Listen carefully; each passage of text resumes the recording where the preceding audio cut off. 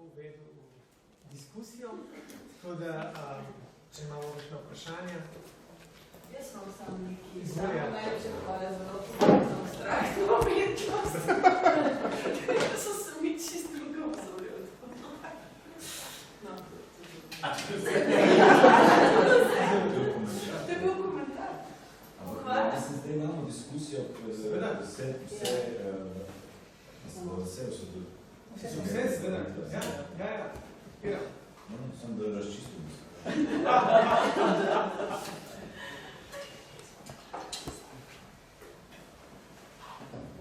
sam samo to vprašam, ali so te produkcije tukaj povezane s praksami in tehnikami gledališča zatiranih? Ne. Mislim, ne, pač v Sloveniji pač to je ena scena, tista ena druga scena. Ja, malo sem... Je vsebinsko bi rekel, da je nekaj. Ja, ampak čisto na ravni sami kakteri. Vsebinsko je definitivno. Zato sem vprašala, kaj je med sodelovkami navedena... Ja, se možno. Polajnar... Se mogoče mi zdi, da se znam tam vsaj prek nje nekak... Ne, tudi če pogledaš teorijo v zadnji, so absolutno usporedne. Ni tako, da... Mislim, seveda je, če govoriš o sceni, so to različne stvari, ampak na ravni v bistvu teorije pa mislim, da je... Ja, se strinjam. Jaz sem pač mislil čisto na ravni, kdo v Sloveniji kaj dela... Ja, to je drugo, ne? Ja. Zdaj sem vprašanje, sem gledal, če je Jakob še tukaj. A ste razmišljali kaj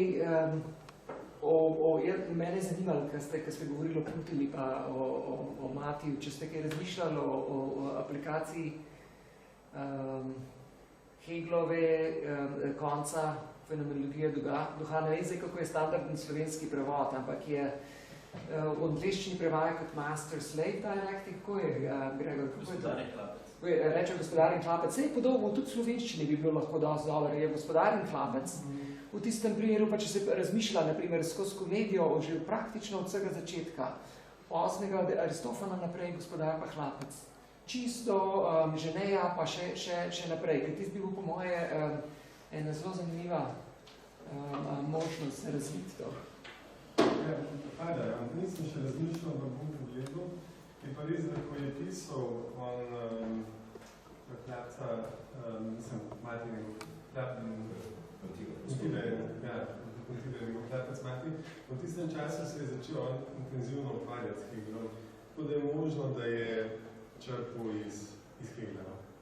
Ja, bi bilo zanimivo. Hegel sam, kakor piše drugače v komediji, tudi tam, ne vem, zakaj ni nikoli o tem spregovoril, pa taka naravna zadeva je, da bi se dali delati. Tako da jaz upam, da boste nadaljevali s tem še. Se tema je povzel, ne, po Hegeli v Loki, ne, kar se je pisala, ko je v bistvu drama je ne, čisto je potem naredno vključil, kar mu je odgovarjalo na splanto, ne. Ja.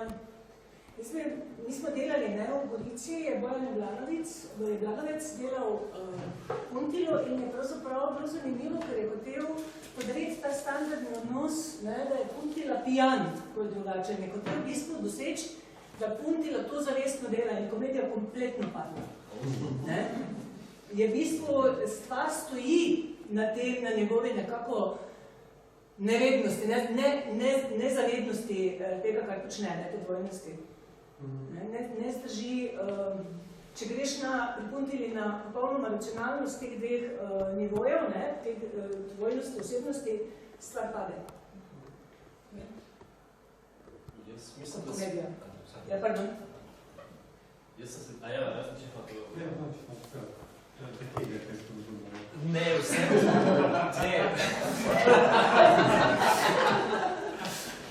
Mislim, da so bile vse tri predstavitve zelo zanimive in verjetno bomo se vzeli čas, da vsak govor posebej predebatiramo, no? Ampak če smo začeli z Jakobovim, se nekako zdaj bolj eksplicitno ukvarjati. Tudi sam sem pomislil o vprašanju duetov, no, ki jih je že Jure izpostavil.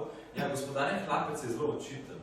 Drug očiten pa se mi zdi, da ste ga tudi videla nekako na hitrico omenila, je pa Kralj in Norec. To je tudi en tak očiten komični duo, no? Mislim, ki deluje ravno zato, ker je pač duo in hkrati sta Kralj, mislim, hkrati Norec nosi krono, ima svoje žezlo. Skratka, je neka kopija Kralja, ampak neka zelo čudna kopija Kralja. Tako se mi zdi, da se te teme v resnici lepo povezujejo, no? In ja, tudi vprašanje tega dueta se mi zdi, da je tukaj zelo očitno, no? Tudi in skozi vprašanje pač štetja, no? Norec je dejansko več kot samo kralj, obenem pa nič drugega. Na nek način ni to še ena zares svoja samostojna osebnost, na nek način parazitira na kralju. Hočem reči, je neka zanimiva podoba tega dueta. Stari Saturnali su to. La fede fu kralj i luna. To je jednako očito, kako bi ti rekla, koliko i gospodari sluga čini, mislim, jedan. Je blizu, je zelo blizu, ne? Se to se strinjam za Juretom, da je tako zelo blizu gospodarni Klapec temu klasičnemu, komičnemu prizoru. Se strinjam zelo. Zdaj tudi Fatalist Žak je naprimer tako zanimiva, se doskrat pogledi, ja. A lahko še eno vprašanje? Lahko se še en komentar kratek v zvezi s tem, gospodar Klapec oziroma Kralj Norec je v bistvu ena sama teorija te komedije v širšem smislu. Baktina, ki pač to Rablejevo pojem karnevalskosti oziroma na primeru Rablejevega romana razlaga cel ta komični svet, ki se s tem, ko je sprevržen na glavo v smislu teh srednjeveških obredov, se vzpostavlja ta komičnost, tako da je to tudi širš gre. Mene pa prišlo na misel, ko si omenila, da je Blanovc pač, da je pisalo tako fundilo in da ni nevajne. Vprašanje, če danes ne bi, pravzaprav, ko sem se spomnila na to, kaj je Horvat delal v Brehtu, ko ga je pri nas izbil. Se pravi, da je ta ujetost, da je ta dvojna ujetost v samega sebe se zgodi, ne? Se pravi, in ta svet, kot je danes, se mi zdi, da takrat, ko je danes delo, je bil svet drugačen. Se pravi, da še ni ponujal tega, se ne znam točno artikulirati, ampak se mi zdi, da neka dvojna zanka, se pravi, da se da sam se ujameš v to, tega Brehta, se pravi, da si oboje hkrati, da ti na nek način ne moreš v tem zadnjem prizoru, ki se je zgodil pri Horvatovi predstavi, ko je stvar šla tako daleč, da pravzaprav se ti na nek način invalidnosti pravzaprav smeješ, ampak se smeješ zaradi tega, se pravi, ne smeješ se invalidnosti, ampak nekako svojemu odnosu do tega, da je svet tako daleč priteral se, ali pa šel tako daleč, da je možno celo, to, da se temu smejemo.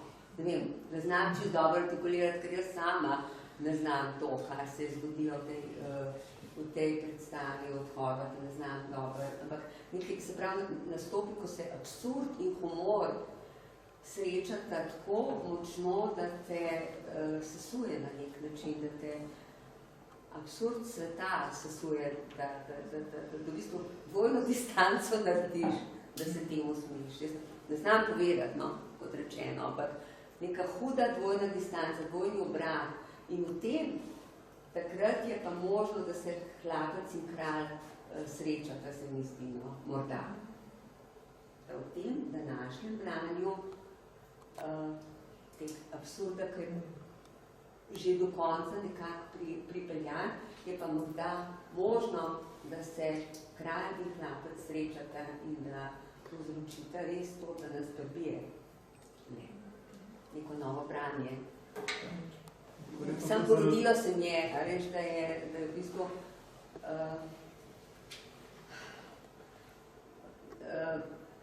absurd ni več tist, kar je bil. Je tudi humor, pravzaprav. Se mi zdi, da se to nekje se bo začel dogajati na drugem nivoju in da je v bistvu Horvat že postavil to v svojem projektu. Ne znam pa verjetno te učinki, kot zavibrirajo z neko družbeno ali pa politično ali pa situacijo, pa zaradi česa verjetno. Zelo močno, ja, se pravi, da je ta zelo te, v bistvu ti spodmakne tla pod nogami, ne, tako močno, da te sesuje na nek način se dogaja ta absurd in smeh. Kaj se pa malo pretakne, ne? Ko govoriš o tej Horvatovi, tam ni pravzaprav občutka, da skuša biti smešen. Ne, ampak... Pride od strani, ne? Obramba, ne? Pride ta smeh, ne? Kot in obramba. Ne veš čist dobro, pravzaprav, a je naključen, ja. Pa nekako podčrta poanto in bolj tudi vprašanje, kaj naredi gledalstvo. A reče, to se skup šlo predaleč, ne? To je vem. Ali se mu zgodi to, kar si rekla ti, da te sezuje. To je veliko vprašanje. Gre pa malo na to, kar sta Maša pa ni govorila, na vprašanje politične korektnosti. Ker tam je cel ta del pravzaprav izhaja iz enega spoznanja, da je politična korektnost šla predaleč. In kam nas to pripelje? Še vprašanje za Mašo, pa za Nika, vam se navezuje na to, kar si titela omenil Gašper. Me zanima, vidim, da se nisem s tem obadala, ampak me zanima, kako bi ocenjevala tiste podobne primere iz preteklosti, ki so bili pritiski, naprimer, progresivnih sil na komedijo in se je potem izkazalo, da so v določenem času so gledališča prepovedan, ali pa, naprimer, kasneje bolj ali manj smeh iz odra pregnali, vsaj za par desetletij, mogoče ne. Ali pa, če bi šli še bolj nazaj, bi bilo pa tudi potem prepoved uporabljanja osebnih imen, naprimer, v teh. A je kakšna sorodnost, kakšna sporednica med tistimi, pa kar se zdaj dogaja? Ne vem, če. Se mi zdi, da to, kar se zdaj dogaja, je, ko govorimo prej o prepovedi gledališča ali prepovedi smeha, ali pa to je to neka višja inštanca. Tukaj, kar se mi zdi pomembno, je to, da prihaja od publike same. No? Se mi zdi, da to, kar sem na koncu govorila o tem, da publika danes, sploh v slovenskem teatru, ne izraža neodobravanja na skoraj kakršenkoli način. Jaz sem videl ljudi protestno oditi pri tem prizoru, prav pri Horvatu, kjer je pa tudi problem bil to, da zaradi tega, ker je tako očitna provokacija, si recimo ljudi, s katerimi sem se jaz pogovarjal, so rekli, ne grem, ker je pač provokacija to, ne? In s tem konfližemo. Te primere, ki so primeri pač kulture ukinjene in pač pred tem politične korektnosti, je pa problem to, da se torej izvajalci, ustvarjalci ne zaveda, kaj v resnici naredil. No? To. Se mi zdi, da to tudi omenja neki te slovenski komiki, pa tako, da odziv na politično korektnost danes je pač ta dva. Ali gre totalno samo cenzuro, ali gre pa tako provokacijo, ki ni več smešna. Ne? In ko govorimo o teh zapiranjih in temu, je fora, da prihaja, da tukaj se spodbija družbeno moč, in pa družbena moč spodbija na neki drugega. No? In se mi zdi, da je obraten proces danes. No? Ne vem pa, kako dalje bo to šlo. Sploh v teatru, ko mislim, je grenka ta zadeva na konc, teatr pač nima tega prostora več, da bi se zares nekdo z njim na tak način ukvarjal, sploh nekdo, ki ne hodi. Jaz sem že zdaj spet močno asociacijo s Frličevimi predstavami, ne? Kjerkoli smo bili, smo res imeli policijsko zaščito in tako naprej in veliko več pač bodi si na Poljskem, na Češkem, na Hrvaškem in v Reki, v Splitu, v Sarajevu. Ne? In tle pa recimo nasilje in tako naprej predstavljali smo, niso imeli tazga odmeva nobene, ampak tudi to smeha in to odziva od publike, ali pa Frličeve predstave, ki jih je na Poljskem delu sem gledala, mi smo se jim toliko smejali, da to sploh ni res. Recimo, ko smo gledali Mladinsko, pa smo gledali Frličevo predstavo, ki je ga pognala iz Poljske. Ne? Smo se umrli od smeha skoraj, na kakšen način je on papeža pač prizoril in tako naprej. Pri nas te predstave niso imeli talka odmeva in je res neverjeten, kaj pravzaprav v Sloveniji se dogaja s komičnim, tako da se strinjam absolutno to s tem, mislim, če lahko krepim. Nisem ne pozabil. Ti prej dvignil roko? Ne, bolje gre to drugač. Izvoli. Ne, jaz bi tudi prvo malo povezovati, to, kar smo slišali v tem panelu, izhajal bi iz tega, kar je Jakob govoril o tem, da že pri Breku najdemo to odločitev na še vesej kulinarično komedijo, če malo poenostavim, in neko kritično komedijo, kar je Brek počeval. Ampak, mislim, še drugi, jaz se spomnim članka iz revije Problemi, kjer Todd McGovern ločuje konzervativno in subverzivno komedijo. To je od Alenke Zupančič pobral. Kako? Od Alenke Zupančič pobral. Ja, pa Alenka Zupančič, pa mislim, da on vse malo drugačen pristop kot Alenka, ampak hočem reči, se mi zdi, da je to neko strošno mesto, da komedija je lahko oboje, eno in drugo, ima lahko nek pozitivni ali negativni predznak, ta pozitivni ali negativni predznak je odvisen od tvoje pozicije, iz katere gledaš, v katero argumentu točko si izbereš. Tako kot je levica pa desnica, je zelo pomembno, z katere točke razmišljaš o političnem spektru. To je nekaj podobnega, pač ideološki problem nasploh. Ampak, kaj hočem povedati, je to, da če vzamemo čisto začetke, Aristotela, poetiko in to, je on zelo jasen. V komediji gledamo ljudi, ki so slabši od nas. Zdaj, ta moment gledamo v komediji tiste, ki so slabši od nas, mi pa oni, je nekaj, kar je gotovo povezano s, kot smo rekli, superiornostna teorija, ker mi smo superiorni, če so oni slabši od nas, ne vem, balmumni, grši, ne vem, kaj, pa smo mi superiorni. Dejansko je to neka superiornost, ampak to je potem zelo relativno in je relativno v historičnem smislu. Če rečem historičnem, mislim na kontekst. V srednjem veku so uživali v tem, da prikazujejo pohabljence, hendikepirane ljudi, in so se jim držali. Skratka, v tem so nepopisno uživali. Danes bi se nam to zdelo zavržati. Se strinjate? Verjetno ja. Njim je to normalno. Še si iz tega pač ne delo kakšnih velikih vprašanj. V tistem času so bile take navade.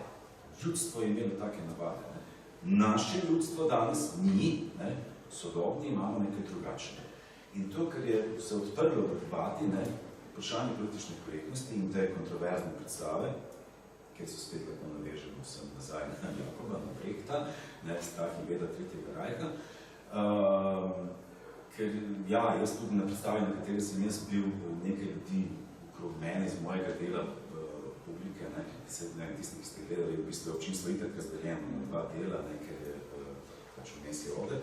In kaj se tam dogajalo na moj strani, je nekaj pač šlo ven, so pihali, pa tako, niso se samo presedali, pa so prišli ven, kar je za slovensko publiko nenavadno, ker se res redko kdaj zgodi neka direktna reakcija. Včasih, Dušan Ivanović je na shopping and packing gostovanju, je legendarno zaupil sranje, in šel da Še res je bilo sranje. Res, da je nekaj pole me v sebi, to vem, ampak ni važno, tukaj je malo pogubno. Se je ni rado, kaj dosti pogubno za te stvari. Anyway, da skrajšem zgodbo, zdaj to, ta superiornostna pozicija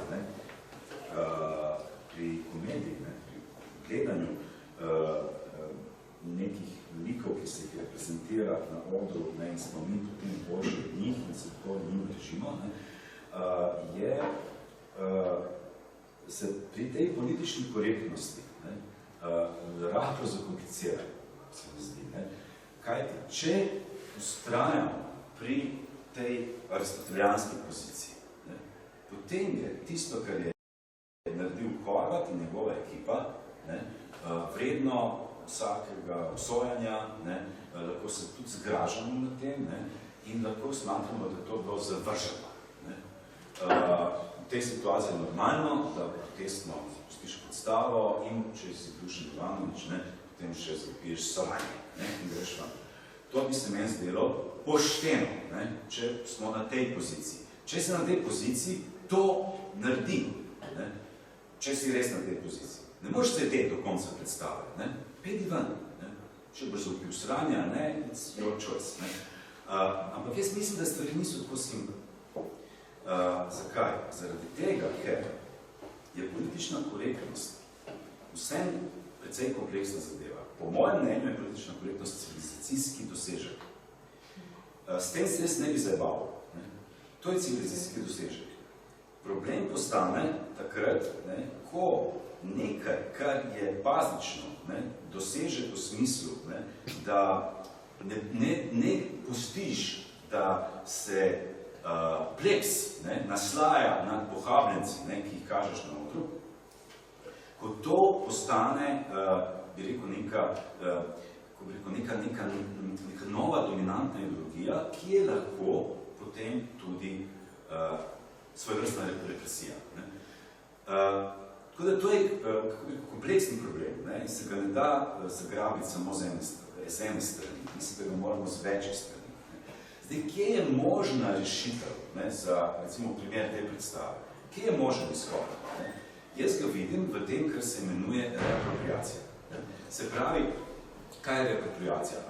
Reapropriacija je to, da prej sta Maša in Nik, ne, omenila to, da ni vseeno, ne, če recimo, ne vem, neko šalo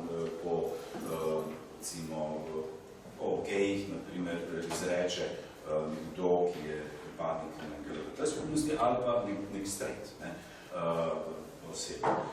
Se pravi, da je ta pozicija izjavljanja, ne, je predestinirana s tem, ali pripadaš tej ali oni ali tretji skupini. Ne.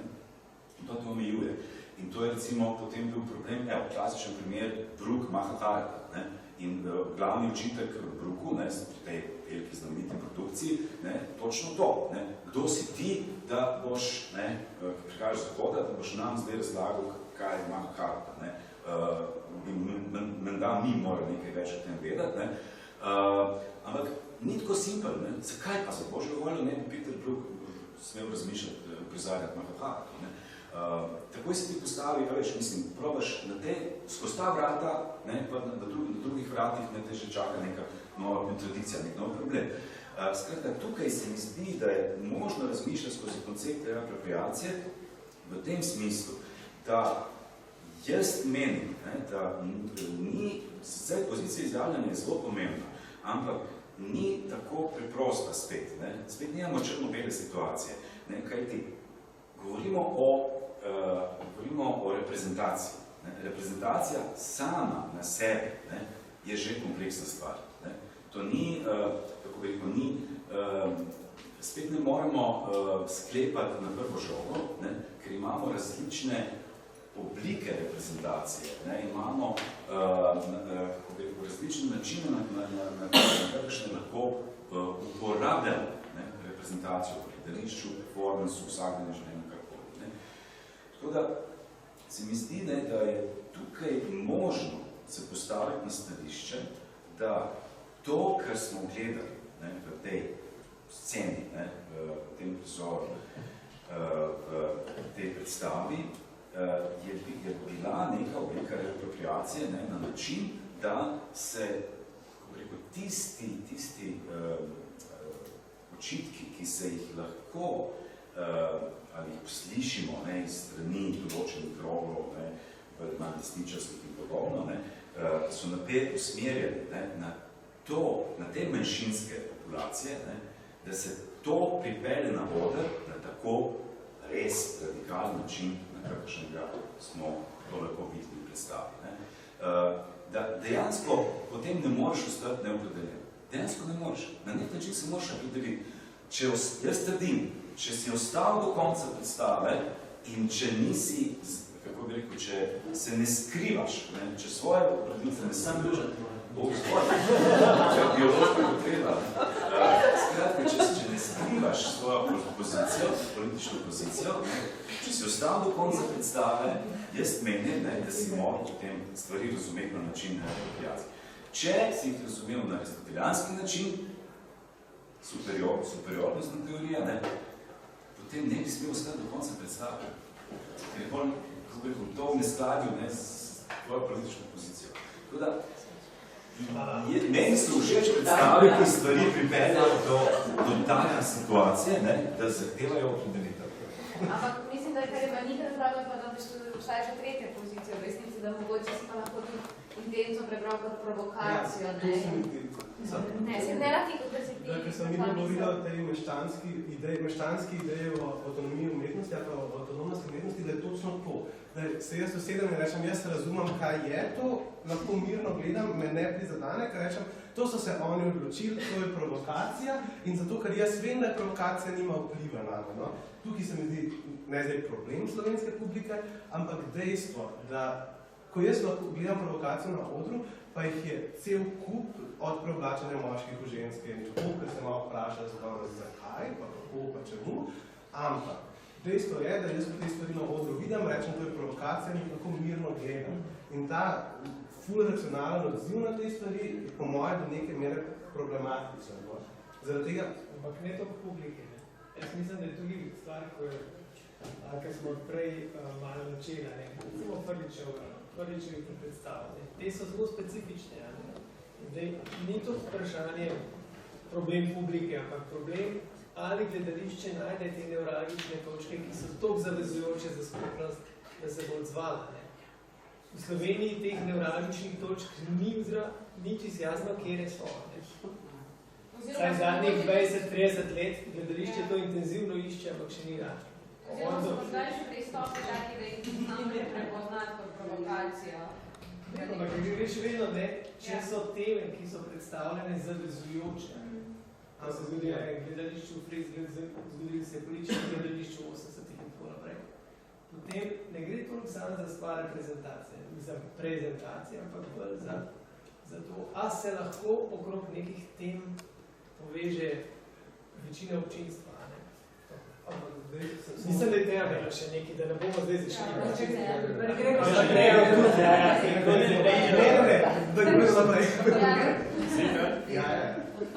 Jaz sem samo v bistvu eno vprašanje, ki je mogoče malo nadaljevalo vprašanje Juretovo in sicer v smislu včasih malo skeptično. Ful sem hvaležen za zelo natančno v bistvu branje, tudi vse se mi zdaj super, ampak tako, ene stvari se mi zdi, da so še zmeri zelo odprte. Eno vprašanje je, kako veš, a si desničar ali levičar. Jaz se ful spomnim, to mislim resno. Ful se spomnim, da je bil en primer lih s papežem, kako, mislim, da leta 2004, ko je prvič Janša pol zmagal, tik preden so bile volitve, je Slovenijo preplaval polno enih prizorov Toneta Ropa, moj bog, vi sploh ne veste, kdo je in hvala Bogu, da ne veste, kdo je Toneta Ropa. Toneta Ropa, kako se smeji v bistvu prizoritvi papeža z tresočo se roko. In seveda je pa to ultrakonzervativna reakcija na papež, da se spravljajo, ki je bolan, jasno, da lahko rečeš, da je to desničarska reakcija. Ampak tako kot je Aldo povedal, v resnici je tisto, kar je bilo smešno, je bila pač ena stara oseba, ki je imela še neko paralizo. Skratka, stara, bolna oseba, temu smo se smejali. A veste, kaj hočem reči? In ne vem, če je tako zelo enoznačno, da je to zdaj prvič levo ali desno. In drugič, tudi ne vem, če je tako zelo jasno, ali je to zdaj neka moralistična pozicija cerkve, ki je bila užaljena, ali je to v bistvu prišli iz publike, v smislu, zakaj se zdaj spravlja na tega gospoda. A veste, kaj hočem reči? Jaz vidim, da je treba še praskati. Ja, recimo, ko govorimo o papežu, to vodja verjetno največje skupine skupine ljudi na svetu. Katoliški širok starec. No, sej, ampak smešan je zaradi tega, ker imaš ti tega velikega vodja, ki se približuje koncu, kakorkoli že. Mislim, da ta diskrepanca pride tukaj, da ima neko ogromno moč, hkrati mu pa telo odpoveduje. In kako to gre skupaj. Ne, in zdaj tega primera ne poznam, ampak se mi zdi, da je tukaj spet v bistvu dvomu v to moč, ki jo ima lahko en sam človek, sploh če vodi katoliško cerkev, ne pač papež. Tako, se strinjam? Ne, seveda, pač jasno, ampak hkrati tisto, kar ljudje so težko požrali, je bilo, da v bistvu uprizoritev papeža pa ni bilo papež v njegovi moči, veličastnosti in tako naprej, ampak papež kot oseba, ki je pač recimo od Boga. Ne, pa dejstvo je, da absolutno je odziv lahko tudi pač nastrojen proti nekim, bom zdaj to, v narekovajih, levičarskih upodobitvah, česarkoli že. Dejstvo je pa tudi, da lahko, torej, če to zelo strogo deločimo levo desno, je ta odziv spodbujen, zmanipuliran tako. To je ena stvar, s katero se še nismo ukvarjali, ampak je pa dejstvo, da danes sem nekaj pač bral o Trumpu, ki se je takrat spravil na, mislim, da je bil novinar, ali ne vem, nekaj dejansko ponašal na odru, ampak in tam so v bistvu veterana. So veterana, što pa se ti zdi dva različna sta to. En je bil veteran, en je bil novinar, da je on potem ponašal na odru. Ja, ker je imel, ne vem kaj zdaj, ampak pač neko telesno hibo, no. Ampak je fora, da tam so potem napadali, itak je cela njegova kampanja posvečena temu, da se napade medije, ne? In v bistvu je bil zelo spreten v tem, zaradi česar je bil potem tudi izvoljen, da je pač poskrbel, da njegova publika deluje točno tako, kot si je sam želel, ne? In se mi zdi, da je vsak odziv publike mogoče zmanipulirati nekako zunaj ali skozi medije ali kakorkoli že. Ta predstava, torej Hlapci, ljudje, ki so se pritoževali na to predstavo, je niso videli. Predstava je imela kaj skoraj 2 leti prej že premiero. Ni šlo zdaj to, mislim, da so šli neki srednješolci gledati, ki so to posneli, postali staršem in potem je šlo to samo naprej. No. Tako, ampak ni ta vpliv teh medijev, torej in vpliv te množice ljudi skozi medije nazaj in samo izkoriščevanje medijev je zgodovanja stvar, ki je še pomembno. Jaz bi pa tudi dodala, kar ste povedala, da prvič ni zgolj pozicija superiornosti napram nekomu, ne pomeni, da si ti vedno superior napram, ne vem, nezdravi osebi v liniji. Pozicija superiornosti je lahko tudi čisto družbeno koristna kategorija kot pozicija, ne vem, superiornega nad napuhom, nad požrešnostjo, nad čisto lahko en nek etični, moralni pomen, tako da tu mislim, da tega nivoja ne smemo čisto prvo a priori izključiti. Strinjam se zelo z vama, da je v bistvu zelo važna pozicija, kdo govori, ne? Ali je to neka večina napram manjšini in je s tem izključujoča, mogoče tudi sistematično neko skupino izključuje ali se izmerno čuje in neke stereotipe s tem potrjuje ali pa gradi na novo. Ne? Razumem pa vprašanje od Jureta, ker kje je pa zdaj meja te politične korektnosti, kje se to lahko konča, ne? Kot je John Cleese povedal, ko šel po ameriških univerzah, da so bile že teme, ki se jih ni upal več dotakniti in se norčevati z njih, zato ker je posod bil nek protest, da nekoga smeši, ampak kaj pa potem ostane od komedije? Verjetno je tu vprašanje, kje se konča politična korektnost, kje se pa začne čistunstvo.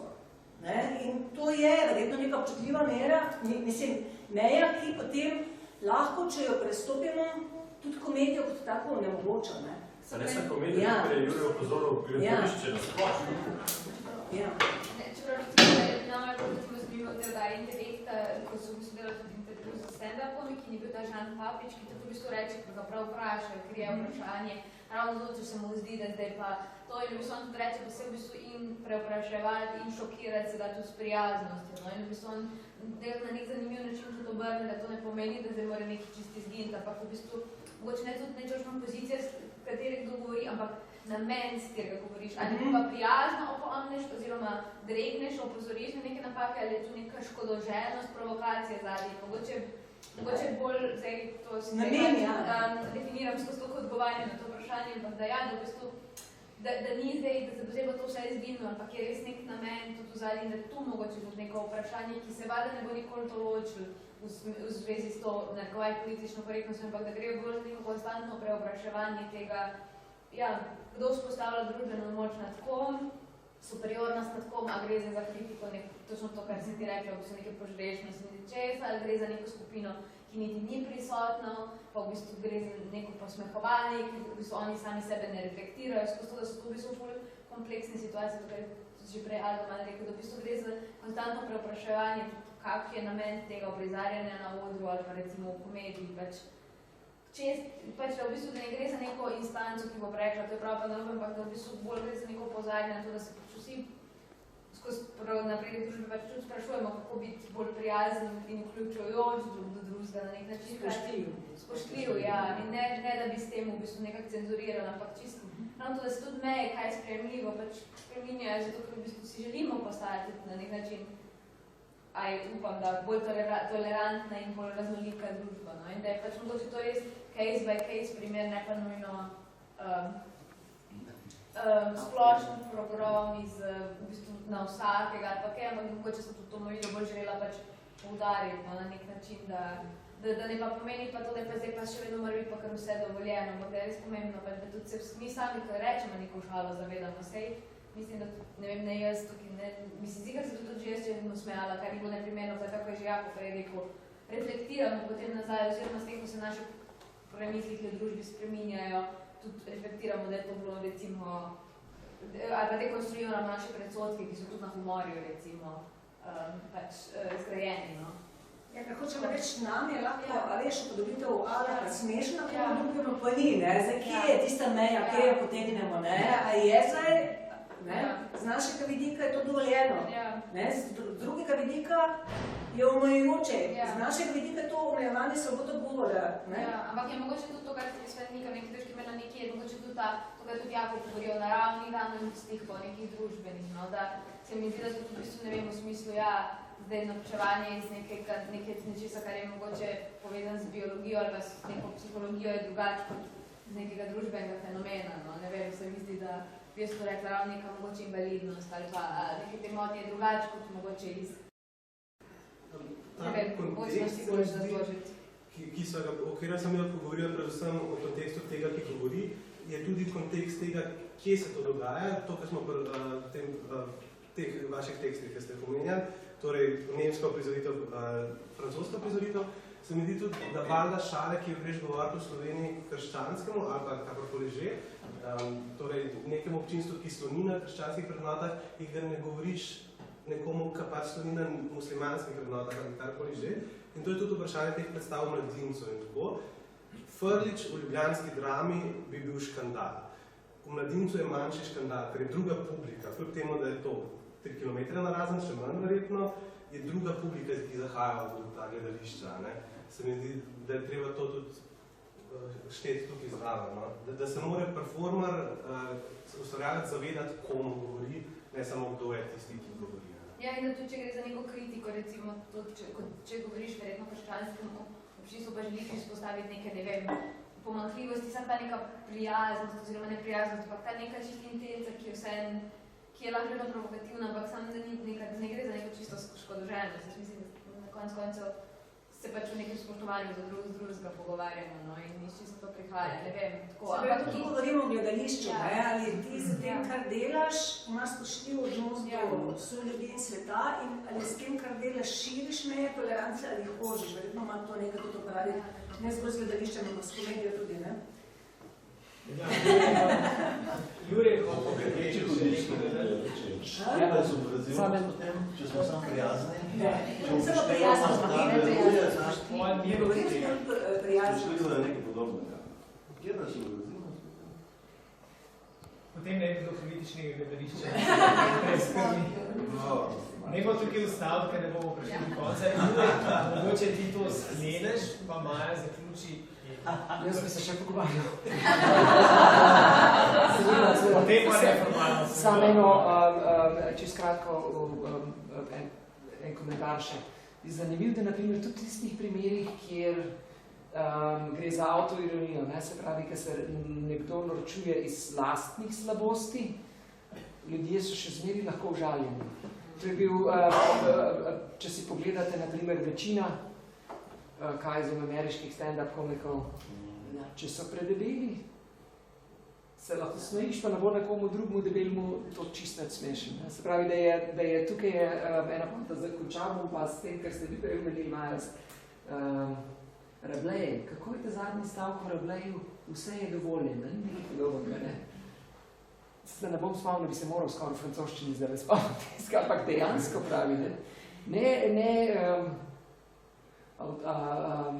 avtokratsko, ampak čisto anarhistično, pa je smeh dovoljen, tudi so. Če ni mene. Ja, s tem, da Rabelais se navezal na karnevalsko kulturo, kjer je bilo zelo jasno, zamejeno znotraj tega je dovoljeno pa res čisto karkoli, ampak samo znotraj tega okvira. To je Bahtin rekel vprašanje, zdaj če je... Ne, te saturnale so bile res, točno 12 dni je to trajalo, točno 12 dni si lahko delal, kar si hotel, lahko si užaval, koga si hotel, res si lahko delal karkoli, seksov s koga si hotel, nobenega ni zanimal, ampak samo tistih 12 dni. Zdaj pa živimo v bistvu res v nekem...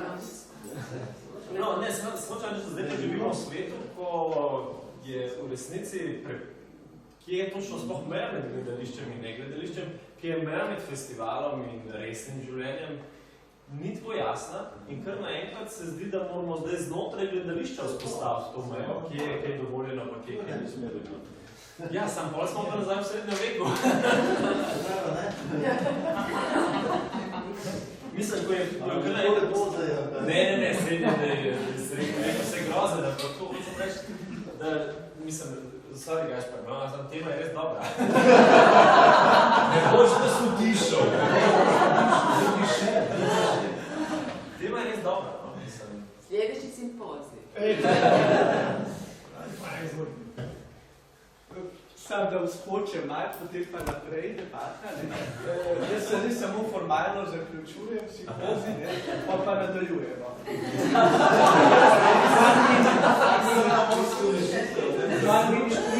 Tak še nisi to samo Ne,